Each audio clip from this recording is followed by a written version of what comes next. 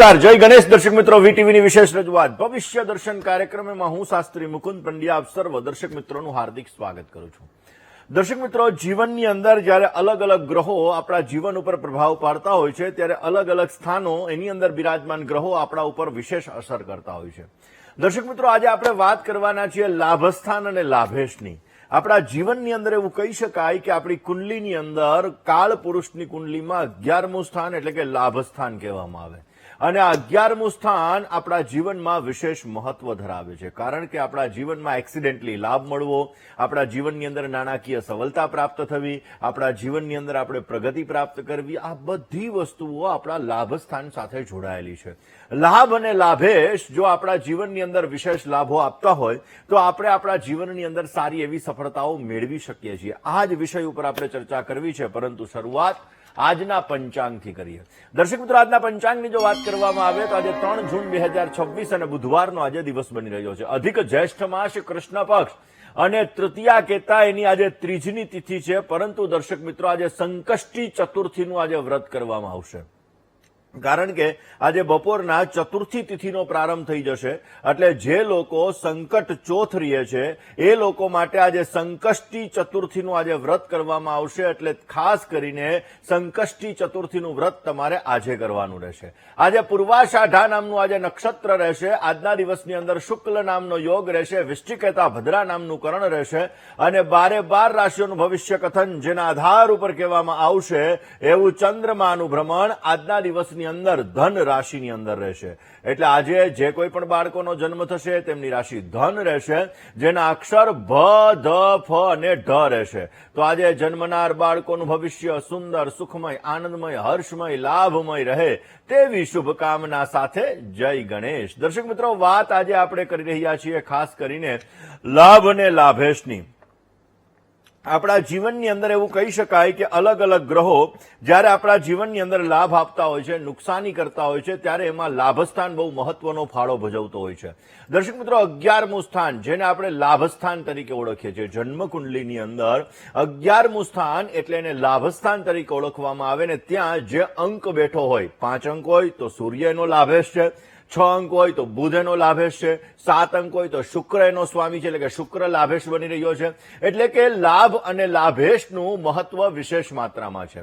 માની લ્યો લાભસ્થાનની અંદર 10 અંક બિરાજમાન છે ને તે જગ્યાએ સૂર્ય મહારાજ બિરાજમાન છે, તો લાભસ્થાનની અંદર સૂર્ય છે, લાભેશ એનો શનિ બની રહ્યો છે.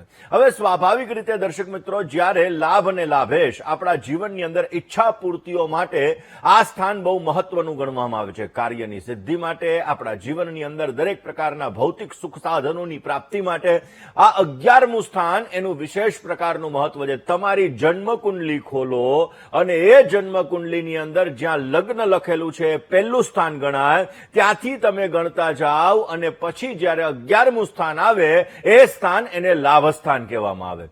હવે દર્શક મિત્રો, 11મું સ્થાન આપણી ઈચ્છા પૂર્તિ બતાવે છે. આપણા જીવનની અંદર દરેક પ્રકારની ઈચ્છાઓ છે, આપણું લક્ષ્ય છે.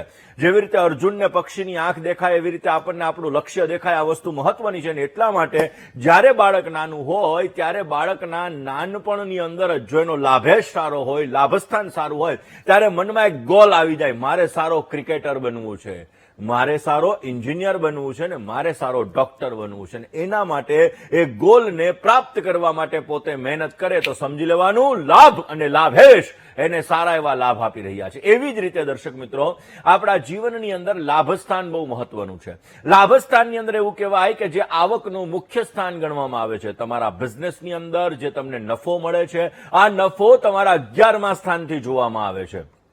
હવે સ્વાભાવિક રીતે બોનસ મળવું એ પણ 11મા સ્થાનથી જોવામાં આવે. હવે એવી જ રીતે દર્શક મિત્રો, આપણા જીવનમાં જાણતા, અજાણતા, દેખાતા, ન દેખાતા જે આપણને એક્સિડેન્ટલી લાભો મળે છે, આ બધા લાભો આપણને લાભસ્થાનથી પ્રાપ્ત થાય છે. જો તમારો લાભ અને લાભેશ સારો છે તો તમારા જીવનની અંદર વિશેષ માત્રામાં લાભ મળી શકે. દર્શક મિત્રો, આ ભાવ ખાલી લાભનું નથી, તમારા નેટવર્કનું છે, તમારા જીવનની અંદર તમારા શુભ ચિંતકોનું છે, તમારા મિત્રોનું છે.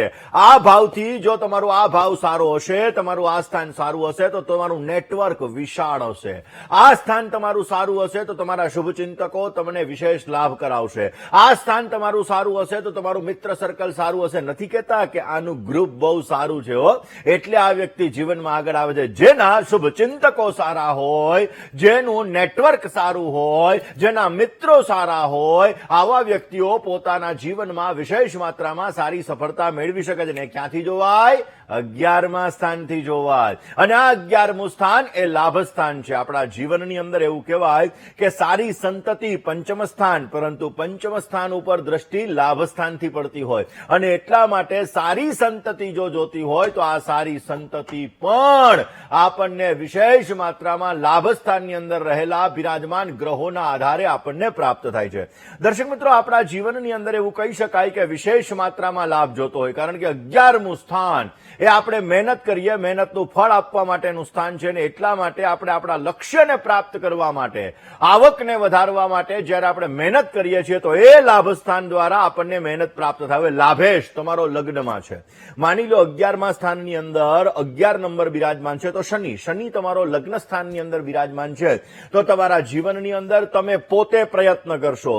એવું કહેવાય જાતે મહેનત કરી અને એવા વ્યક્તિઓ આગળ આવે. સ્વ મહેનતે આવા વ્યક્તિઓ પોતે ધન કમાય છે, નાણાકીય સફળતા મેળવે છે અને ભાગ્યશાળી થાય છે.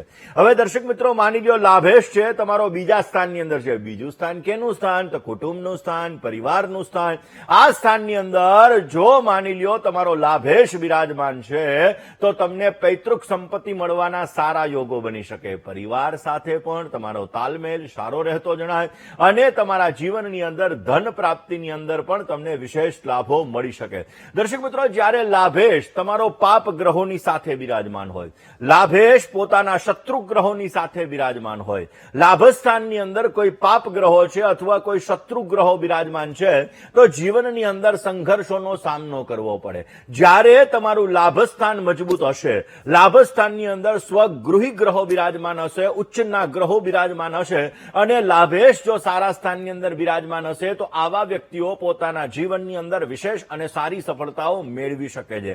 આવા વ્યક્તિઓ પોતાના જીવનની અંદર સારું કામ પણ મેળવી શકે. હવે અત્યારે દર્શક મિત્રો, લોકોને શોર્ટકટથી આગળ વધવું છે, એમાં શેર બજારમાં ઇન્વેસ્ટમેન્ટ ઘણા બધા કરતા હોય. તો હવે શેર બજારની અંદર ઇન્વેસ્ટમેન્ટ તમે કરો છો અને તમારો લાભાધિપતિ જો 5મા સ્થાનમાં બિરાજમાન છે, તો આવા લોકોને શેર બજારથી લાભ મળે, આવા લોકોને સટ્ટાથી લાભ મળે. એટલે કે તમારો લાભાધિપતિ જો 5મા સ્થાનમાં છે અને જો તમે શેર બજારની અંદર ઇન્વેસ્ટમેન્ટ કરો છો, શેર બજારની અંદર તમે રમો છો, તો વિશેષ માત્રામાં તમને આર્થિક સફળતાઓ સારી એવી પ્રાપ્ત થઈ શકે. પરંતુ તમારી આખી કુંડલીનું એનાલિસિસ કરી અને પછી તમારે એમાં આગળ વધવું વિશેષ જરૂરી રહે. હવે દર્શક મિત્રો, માની લો લાભાધિપતિ તમારો 10મ સ્થાનમાં છે. 10મું સ્થાન એને પિતાનું સ્થાન કહેવાય, 10મું સ્થાન એને કર્મનું સ્થાન કહેવાય, અને આ સ્થાનની અંદર તમારો લાભાધિપતિ બિરાજમાન છે. એક્ઝામ્પલ તરીકે તમારો લાભાધિપતિ શુક્ર બને છે, અને આ શુક્ર તમારો કર્મસ્થાનની અંદર બિરાજમાન છે, તો વ્યક્તિ પોતાના કેરિયરની અંદર, પોતાના વ્યાપારની અંદર, પોતાના કાર્યક્ષેત્રની અંદર ઉચ્ચ પદને પ્રાપ્ત કરી શકે છે, પોતાના જીવનની અંદર સારી સફળતાઓ મેળવી શકે છે. આવા વ્યક્તિઓને એક્સિડેન્ટલી ઝડપથી સારી એવી સફળતાઓ મળી શકે છે. એમાં જો શુક્ર હોય તો શુક્ર તો પૈસાનો કારક છે. શુક્રમાં લક્ષ્મીજી ખાસ કરીને જોવા જઈએ તો માં લક્ષ્મીની અનન્ય કૃપા એ આપણને શુક્ર ગ્રહ દ્વારા મળે છે. એટલા માટે દર્શક મિત્રો, જો તમારો લાભાધિપતિ શુક્ર કર્મસ્થાનની અંદર બિરાજમાન હોય તો તમે તમારા જીવનની અંદર આર્થિક લાભો વિશેષ માત્રામાં સારા એવા પ્રાપ્ત કરી શકો છો.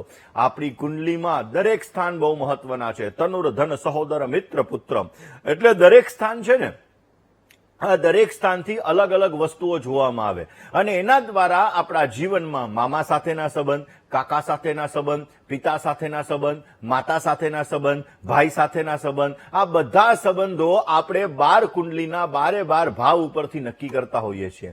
એવી જ રીતે આપણો ફાઇનાન્શિયલ ગ્રોથ, આપણા જીવનની અંદર આવતી સમસ્યા, આપણા ઘરની અંદર આવતી તકલીફો, આ બધી વસ્તુઓ તમને આ 12 ભાવની અંદરથી જોવા મળે. દર્શક મિત્રો, જ્યોતિષ એક વિજ્ઞાન છે, જ્યોતિષ એક ગણિત છે, અને એ ગણિતના આધાર ઉપર આપણે આપણા જીવનની અંદર વિશેષ લાભો અને આપણા જીવનની અંદર સમસ્યાઓ પણ ઉત્પન્ન થતી હોય. કારણ કે આપણને ખબર હોય કે આગળ ડાયવર્ઝન છે તો આપણે ગાડી સાચવીને ચલાવીએ. એમ જ્યોતિષ છે એ ગાઈડન્સ મેળવીને જ્યારે આપણે આગળ વધતા હોઈએ છીએ, બાળકને એ કેરિયરની અંદર આગળ વધારતા હોઈએ છીએ, તો આવા વ્યક્તિઓ જીવનમાં વિશેષ લાભો મેળવી શકે. જેની કુંડલીમાં શુક્ર સારો હોય, આવા વ્યક્તિઓ ક્રિએટિવિટી વાળું વર્ક કરે, એટલે કે આવા લોકો ગ્લેમરને લગતું વર્ક કરે, મોજશોખને લગતું વર્ક કરે, ડિઝાઇનિંગને લગતું વર્ક કરે, ક્રિએટિવિટી વાળું વર્ક કરે, તો આવા લોકો પોતાના જીવનમાં આગળ વધી શકે, પોતાના જીવનની અંદર સારો લાભ મેળવી શકે. એવી જ રીતે જો તમારો લાભાધિપતિ બુધ છે, લાભેશ તમારો બુધ છે, અને એ બુધ મહારાજ પોતે સ્વગૃહી છે, તો સીએ ને લગતા વ્યવસાયની અંદર, બેન્કિંગને લગતા ક્ષેત્રની અંદર તમે આગળ વધી શકો, તમારા જીવનની અંદર વિશેષ સફળતા મળે. ને જો તમારો બુધ સારો હોય ને તો તમારા જીવનમાં તમારું ગણિત પાવરફુલ હોય, વાણી ઉપર પ્રભાવ સારો હોય, તમારી બુદ્ધિ ક્ષમતા સારી રખાવે, અને તમે તમારા જીવનની અંદર વિશેષ માત્રામાં સારી એવી સફળતાઓ પણ મેળવી શકો. પણ વાત દર્શક મિત્રો આજે એકાદશ સ્થાન એટલે કે લાભ સ્થાનની છે. લાભ સ્થાન આપણા જીવનની અંદર બહુ જ મહત્વનું સ્થાન. દર્શક મિત્રો, લાભ અને લાભેશ જ્યારે વ્યક્તિના જીવનની અંદર ખાડાના સ્થાનમાં બિરાજમાન હોય, એટલે કે લાભેશ ખાડાના સ્થાનની અંદર છે, લાભ સ્થાનની અંદર કોઈ એવા ગ્રહો બિરાજમાન છે, તો વ્યક્તિને પોતાના જીવનની અંદર સંઘર્ષ વધારે કરવો પડે. મહેનત કર્યા પછી અને ફળનું પ્રમાણ ઓછું એવું પ્રાપ્ત થાય. પણ 11મે શનિ હોય. હવે દર્શક મિત્રો, બહુ મજાની વાત છે, 11મા સ્થાનની અંદર જયારે શનિ મહારાજ હોય છે ત્યારે આવા વ્યક્તિઓ આગળ વધી શકે છે, આવા વ્યક્તિઓ પોતાના જીવનની અંદર પ્રગતિ પણ મેળવી શકે છે. પણ જો શનિ તમને પીડા આપે તો જીવનમાં તકલીફો પણ થોડી ઘણી આપે. બાકી 11મે શનિ કાળપુરુષની કુંડલીની અંદર તમને બેસ્ટ રિઝલ્ટ આપતો હોય છે. એટલા માટે દર્શક મિત્રો, વાત આજે આપણે એકાદશ સ્થાન એટલે કે લાભ અને લાભેશની કરવાના છીએ, એની સાથે સાથે ઉપાયોની પણ ચર્ચા કરવાના છીએ. પરંતુ એ પહેલા વાત કરવી છે 12 રાશિમાંની પહેલી રાશિ કઈ? મેષ રાશિ. મેષ રાશિ કે જેના અક્ષર છે અલઈ, જેનો સ્વામી બને છે મંગળ મહારાજ. ભવિષ્યની યોજના બનાવવા માટે આજે ઉત્તમ સમય છે. આજના દિવસની અંદર કામકાજમાં તમને થોડી ઘણી સુસ્તી જોવા મળશે. પરિવારજનો સાથે થોડી ખેંચતાણના પણ આજે યોગ જણાઈ રહ્યા છે. ફાલતુ ખર્ચથી, ફિઝુલ ખર્ચથી આજે તમારે બચવું બહુ જ જરૂરી છે. મેષ રાશિવાળા જાતકોએ આજે વિશેષ લાભ જોતો હોય તો આજના દિવસની અંદર બની શકે ત્યાં સુધી ભગવાન ગણેશ એની આરાધના કરો. વિશેષ તમને લાભ મળશે ને તમારા કાર્યોની અંદર તમને સારી એવી સફળતા પણ મળતી જણાય. વાત કરીએ વૃષભ રાશિની. વૃષભ રાશિ કે જેના અક્ષર છે ભવ, જેનો સ્વામી બને છે શુક્ર મહારાજ. વૃષભ રાશિવાળા જાતકો માટે આજે ધન પ્રાપ્તિના સુંદર મજાના યોગો જણાઈ રહ્યા છે. આજના દિવસની અંદર એવું કહી શકાય કે પરિવારની અંદર શાંતિનું વાતાવરણ જોવા મળે. અચાનક તમારું સ્વાસ્થ્ય બગડી શકે એમ છે.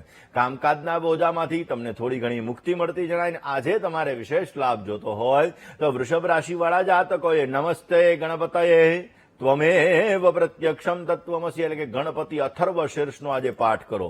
અવશ્ય તમને સારી સફળતા મળશે ને તમારા જીવનની અંદર તમે તમારા કાર્યોને અવશ્ય સાધી શકશો. વાત દર્શક મિત્રો લાભ અને લાભેશની કરવાની છે, પરંતુ રોકાઈએ નાનકડા એવા વિરામ માટે. ક્યાંય ન જશો, જોતા રહો વીટીવીની વિશેષ રજૂઆત ભવિષ્ય દર્શન. જય ગણેશ.